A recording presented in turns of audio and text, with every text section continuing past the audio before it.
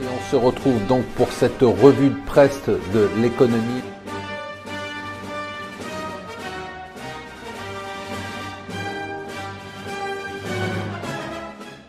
Bonjour et bienvenue sur Mon Financier pour le Morning Zapping.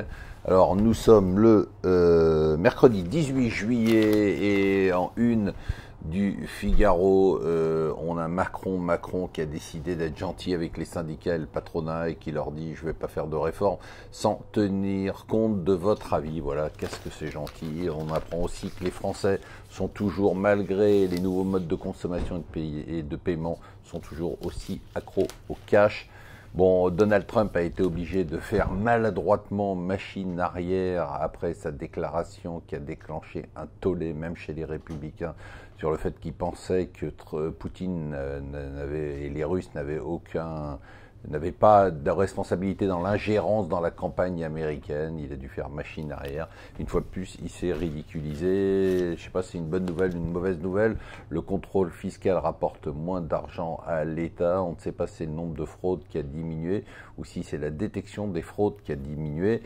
Amazon a souffert hier puisque d'un côté c'est le Prime Day, donc ça devait être une excellente nouvelle, mais il y a des grèves en Allemagne et puis en plus il y a eu des problèmes techniques. Autre nouvelle que nous donne le Financial Times, les levées de fonds par les fonds de private equity sont au plus haut depuis 2006. Et enfin la nouvelle, la nouvelle du jour qui est très importante, deux nouvelles importantes.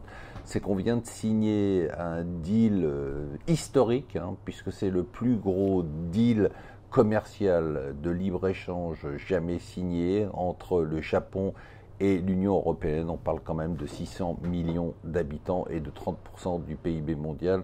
D'autre part, hier, le patron de la Fed est venu, comme il le fait 2 fois par an, devant le comité bancaire du Sénat, la commission bancaire du Sénat, pour expliquer que l'économie américaine allait très bien, mais qu'il y avait toujours le danger de la guerre commerciale. Voilà, je vous souhaite une excellente journée.